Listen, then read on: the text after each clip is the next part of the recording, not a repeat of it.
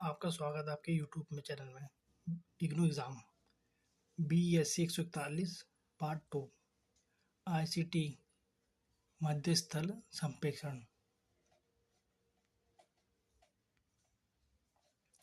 संप्रेषण की अवधारणा पर चर्चा करने से पहले आइए हम निम्नलिखित प्रश्नों का उत्तर देने का प्रयास करते हैं। पहला प्रश्न, आप किसी की अपनी भावनाओं कैसे व्यक्त करते हैं? दूसरा, आप दूसरों की भावनाओं के बारे में कैसे जानते हैं?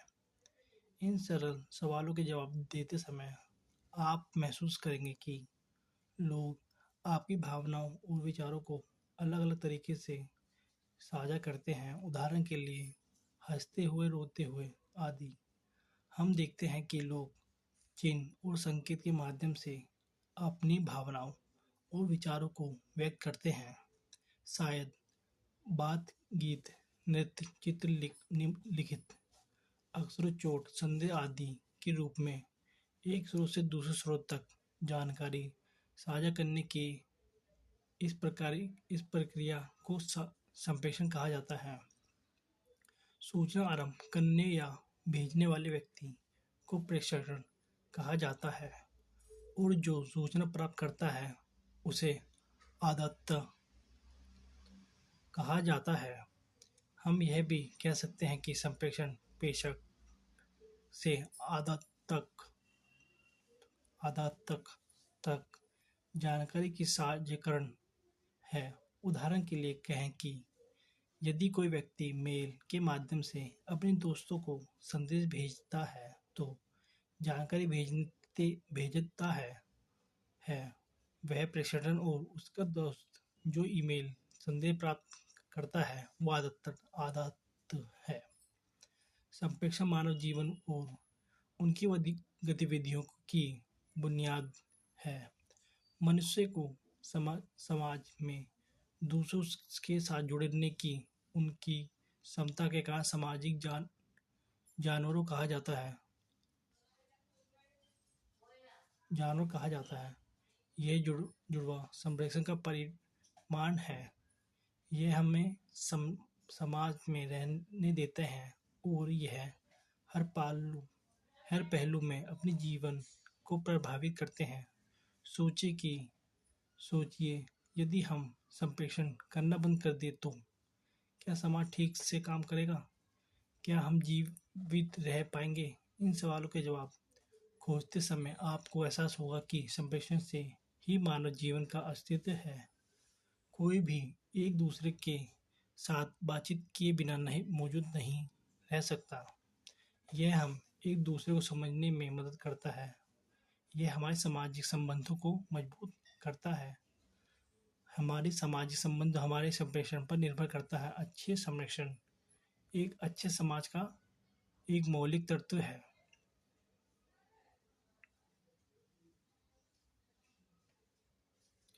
संप्रेषण हमारे दैनिक जीवन में आम है। क्या शैक्षिक प्रक्रिया में संप्रेषण होता है? हाँ, संप्रेषण भी शिक्षा प्रक्रिया या कक्षा में होती है। उदाहरण के लिए, जब आप पढ़ते हैं तो आप अपने छात्रों को बातचीत करते हैं और कुछ सामग्री पर चर्चा करते हैं और इससे छात्रों को जानकारी प्राप्त होती है। साथ ही छात्र अपने सवाल भी पूछते हैं। इसी प्रकार से शिक्षक और छात्र एक दूसरे के साथ संवाद कर रहे हैं। सामान्य तौर पर शिक्षा प्रक्रिया से संप्रेषण को शिक्षा संप्रेषण या कक्षा संप्रेषण के रूप में संदर्भित किया जाता है। संप्रेषण किसी भी शिक्षक प्रक्रिया के सबसे महत्वपूर्ण तत्व में से एक है। शिक्षा और सीखने की गुणवत्ता छात्र शिक्षक आदि के बीच होने वाले संप्रेषण की गुणवत्ता पर निर्भर करती है। अच्छे शिक्षकों को अपने छात्रों को प्रभावशाली ढंग से वस्तु को समझने के लिए एक अच्छा संचारक होना चाहिए। संप्रेषण के घटक हम हमने चर्चा की है कि संप्रेषण एक व्यक्ति से दूसरे व्यक्ति को जानकारी स्थानांतरित करने की एक प्रक्रिया है। यह स्थानांतरण विभिन्न चरणों या घटकों के माध्यम से किया जाता है।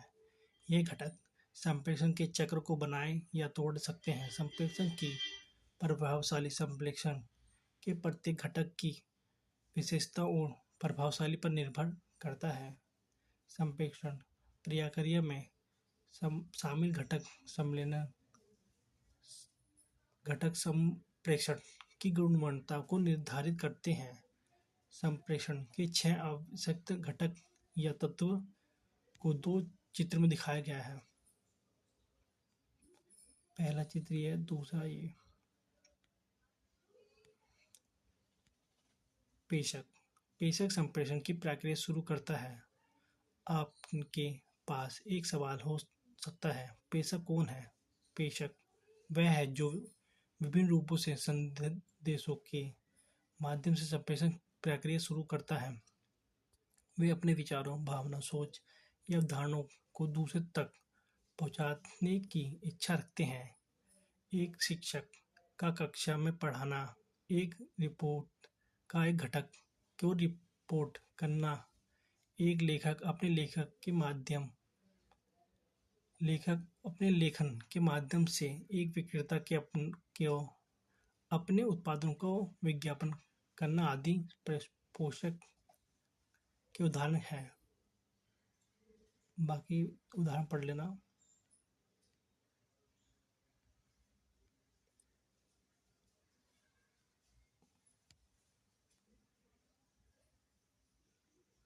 संप्रेषण के प्रकार। आप ऐसी स्थिति को देखा होगा जैसे एक सेमिनार में दर्शकों को संबोधित करने वाला एक विशेषता व्याख्या देने वाला एक शिक्षक, एक राजनीतिक नेता का रैली को संबोधित करना, एक जादूगर का प्रदर्शन करना, एक छात्र को अपने सिर को हिलाकर शिक्षक के सवाल का जवाब देना आदि। उन सभी स्थितियों में एक छोर से दूसरे छोर तक कुछ संदेश दिया जाता है, लेकिन जिस तरह से संदेश किया जाता है वह अलग है। संदेश को व्यक्त करने के तरीके के आधार पर संप्रेषण को मोटे तौर पर संबंधित और गैर संबंधित संप्रेषण में वर्गीकृत किया गया है। चित्र 5 आपके विभिन्न प्रकार के संप्रेषण के बारे में पता होना चाहिए। ऐसे इसलिए है क्योंकि शिक्षा आदि के लिए विभिन्न प्रकार के संप्रेषण का उपयोग करने की आवश्यकता होती है, ताकि छात्रों को विषय वस्तु को प्रभावशाली ढंग से व्यक्त किया जा सके। ये चित्र 5। संबंधित मौखिक संप्रेषण। संबंधित संप्रेषण इस प्रकार संदर्भित करता है जिस संदेश संबंधित साधनों के माध्यम से प्रेषित होते हैं। संबंधित संप्रेषण संबंधित और या लिखित रूप में हो सकता है। संबंधित संप्रेषण में संदेश ध्वनियों या बोलने गए में कूटलेखित होते हैं और लिखित संप्रेषण में संदेश को प्रतीत या लिखित शब्दों को कूटलेखा किया जाता है। संबंधित संप्रेषण में आमने सामने बातचीत, विचारों का टेलीफोन आदान प्रदान, वीडियो, टीवी, रेडियो आदि सम्मिलित है। संबंधित संप्रेषण को प्रभावशाली बनाने के लिए आवाज की सुर, आवाज का उतार चढ़ाव, स्वरराग, मात्रा, स्पष्ट गति और शब्दों की पसंद को ध्यान में रखना जाना चाहिए। शाब्दिक संप्रेषण में संदेश जल्दी से आदान तक पहुंचाते हैं और ज़्यादातर मामलों में प्रतिक्रिया तुरंत प्राप्त होते हैं। गैर संबंधित अमौखिक संचार। सभी संप्रेषण शब्द साधनों के माध्यम से नहीं किया जा सकता। मुस्कुराहट, भ्रूभंग, त्योरी चढ़ाना, चुप्पी, आंख के इशारे आदि के माध्यम से या अनुकूल प्रतिक्रिया हमारी भावनाओं को संभाव करते हैं। संप्रेषण में हम शाब्दिक या निम्नलिखित शाब्दिक या लिखित संप्रेषण के साथ इशारों, चेहरे की भावना, आंखों के संपर्क, दिखावे आदि का उपयोग करते हैं। अंतर्निहित, अलिखित और शब्दहीन तत्व गैर संबंधित संप्रेषण का गठन करते हैं। कहा जाता है कि ज़्यादातर संप्रेषण गैर शब्दिक तरीके से होते हैं। यह प्रशासन और आदान संबंधी साधनों का उपयोग किए बिना संवाद करते हैं। वे अपनी शरीर की भाषा, मुद्राओं, इशारों, चेहरे की अभिव्यक्ति, आवाज़ की टोन, आंखों के संपर्क माध्यम उपस्थित और इसी तरह से उपयोग करते हैं। गैर संबंधित सुरागों की व्याख्या व्यक्ति और स्थिति से स्थिति भिन्न होती है।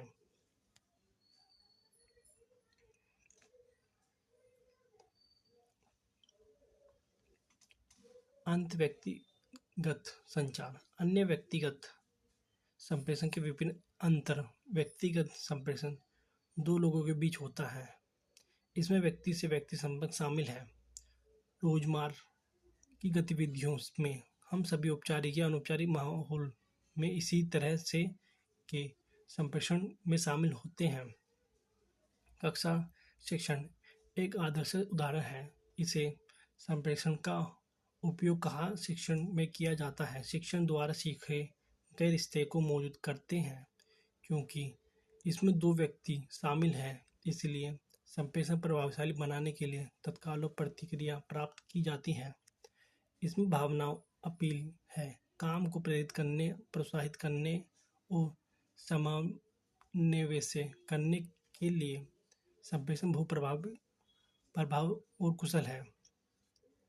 आगे पढ़ लेना।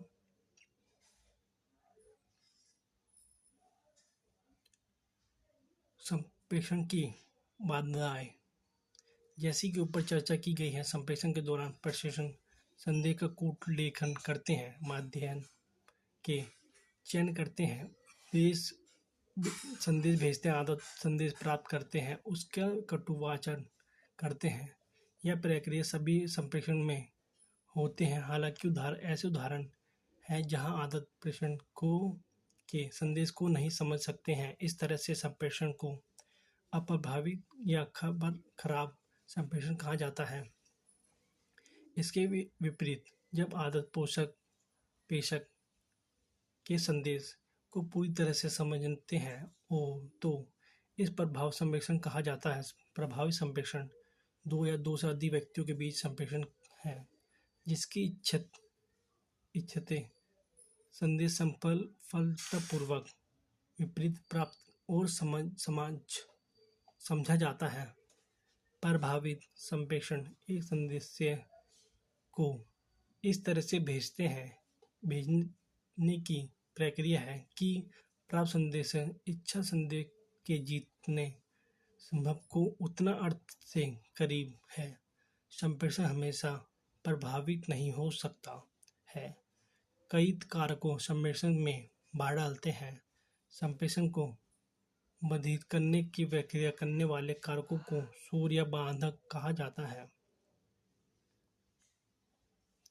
सामाजिक संप्रेषण और भाईचारा बाधाएं, तकनीकी बाधाएं, ये देख लेना। शैक्षिक संप्रेषण हम अपने दैनिक जीवन में विभिन्न प्रकार के संप्रेषण देखते हैं। उदाहरण के लिए एक व्यक्ति अपने दोस्त को फोन करता है और ग्राहक सेलमैन से किराने का सामान मंगाता है। एक माँ अपने बच्चे से बात करती है, कहती है शिक्षा अधिगम प्रक्रिया में भी संप्रेषण होता है। एक व्याख्या देने वाले शिक्षक को संप्रेषण का एक रूप है। इसका मतलब यह है कि संप्रेषण भी शिक्षण प्रक्रिया में होता है। शिक्षण प्रक्रिया में होने वाले संप्रेषण को शिक्षक संप्रेषण कहा जाता है। इस प्रकार कक्षा या शिक्षक सीखने की प्रक्रिया में किए गए किसी भी संप्रेषण को शिक्षा संप्रेषण या कक्षा संप्रेषण के रूप में संदर्भित किया जाता है।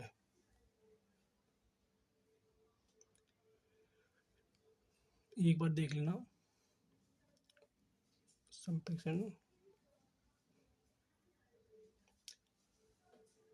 शैक्षिक संप्रेषण के प्रभावित करने वाले कारक। कई बार बाधाएं हैं जो शिक्षक या कक्षा संप्रेषण को प्रभावित करते हैं। ये कारक या तो जानकारी को आदात छात्र तक पहुंचने से रोकते हैं या इसके विकृत करते हैं ताकि यह अप्रभावित या गलत संप्रेषण बनने जाए। आपको उन कारकों से सावधान रहना चाहिए।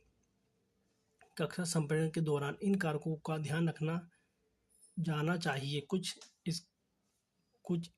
कुछ कारक इस प्रकार हैं: सुनने की त्वरण, सूचना वहन, वस्तु प्रस्तुत की गति, ये सारी हैं। एक बार पढ़ लेना।